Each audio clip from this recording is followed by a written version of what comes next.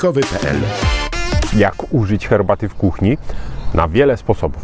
Po pierwsze, ja osobiście bardzo lubię dodawać herbaty do zupy, po prostu naparu herbacianego. Można na przykład herbacianymi liśćmi szpikować mięso, jeżeli ktoś je, albo rybę, albo można dodać do sałatki. Można zrobić dla ryby pierzynkę, czy takie ładne określenie znalazłem, taką kołderkę, czy raczej łóżeczko z herbacianych liści i po prostu parować na przykład rybę na liściach herbaty. Można zrobić tak, że można pomielić herbatę na proszek, każdą. Wiadomo, że nie będzie to wyglądało jak matcha, ale będzie po prostu takim pyłem. I od razu odpowiadam na pytania, nie, herbata ekspresowa nie nada się, ponieważ może chcemy i podobną gradację osiągnąć, ale to jednak będzie niska jakość. Używajmy porządnej herbaty o wyraźnym aromacie, żeby móc wykorzystać po prostu ten aromat, a nie samą strukturę drobną. Więc mielimy herbatę, możemy dodawać ją do sosów, możemy dodawać ją do bitych śmietan, możemy robić marynaty herbaciane właśnie dla mięsa na przykład, czy dla wegetarian, dla tofu, bardzo fajnie się udaje i ma to bardzo dużo zastosowań. Pamiętajmy, że herbata nie tylko pasuje do takich rzeczy słonych, powiedzmy, ale również możemy robić desery, możemy robić ciacha i nie tylko właśnie zielone, ale na przykład Earl Grey moim zdaniem jest super rzeczą, która pasuje właśnie do deserów. Możemy przekazać do tłuszczu aromat Earl Greya, czyli na przykład do tłustej śmietanki, a potem ją ubić i będzie Earl Greyowa bita śmietana. Można zrobić Earl Greyowe ciasto, gdzie na przykład wymieszamy z masłem Earl Greya po to, żeby ten aromat przedostał się tam.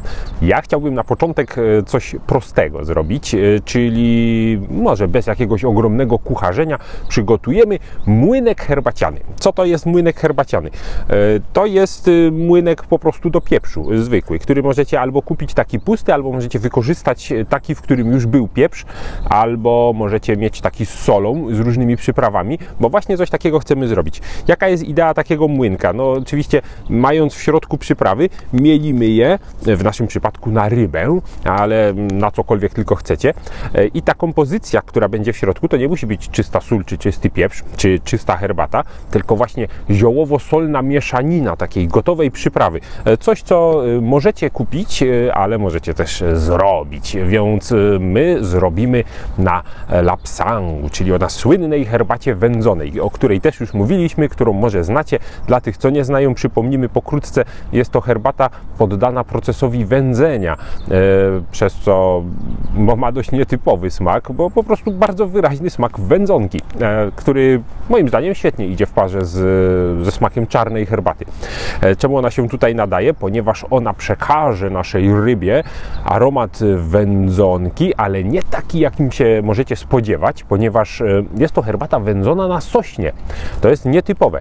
Herbata wędzona na sośnie, co jest w Unii Europejskiej nielegalne absolutnie, ponieważ jest to żywiczne drzewo i nie należy niczego wędzić na żywicy, no ale w Chinach nie znają unijnych dyrektyw, więc można. To oczywiście żart, ponieważ herbata dociera do nas w 100% bezpieczna, przebadana i tak dalej.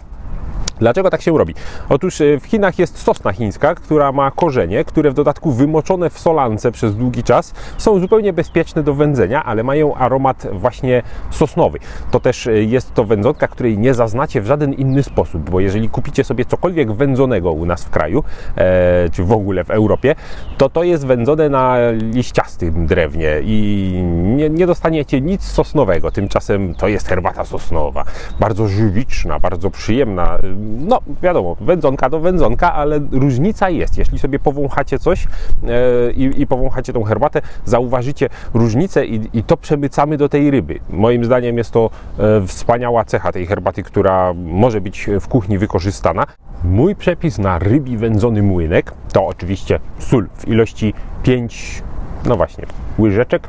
5 jednostek, zależy ile sobie chcecie tego zrobić. Powiedzmy łyżeczki. 5 łyżeczek soli, gruboziarnistej soli krystalicznej.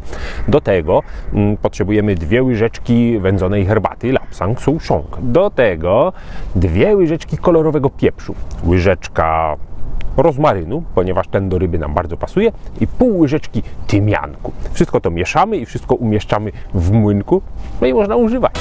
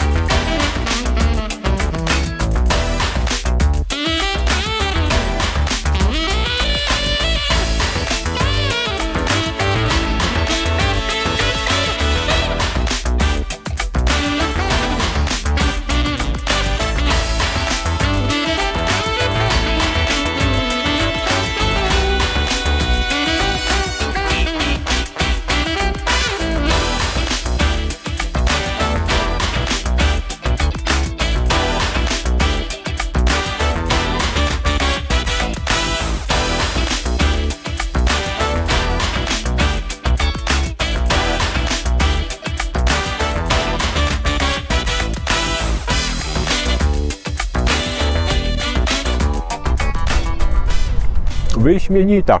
Chociaż pierwszy raz mówię to o rybie. Ale wszystko już było na tym kanale, więc smażenie ryby również. Moim zdaniem wyszła bardzo dobrze. Czy wyczuwa się herbatę? Nie do końca o to chodzi, żeby była herbaciana ryba. Można to tak zrobić, ale tutaj chciałem, żeby te przyprawy zagrały piękny wspólny akord, czyli połączenie i tej wędzonki, i herbaty, i innych ziół, i soli, i razem z rybą dało to moim zdaniem bardzo dobrze współbrzmiącą kompozycję. Można dać więcej herbaty, zrobić bardziej herbacianą rybę. Można dać herbatę zieloną, ponieważ na przykład japońska herbata zielona w połączeniu z solą nie dość, że będzie pasowała do ryby, może nie aż tak smażonej, ale na przykład może być używana też do świeżych sałatek. Eksperymentujcie. Ciekaw jestem, czy używacie młynków tego typu, czy sami robicie, czy może spotkaliście się już z tym tematem, a może w waszej kuchni herbata jest obecna od dawna, a ja dopiero teraz robię wielkie odkrycia. Piszcie do nas. Czekamy na wasze informacje. Do zobaczenia na czajnikowy.pl.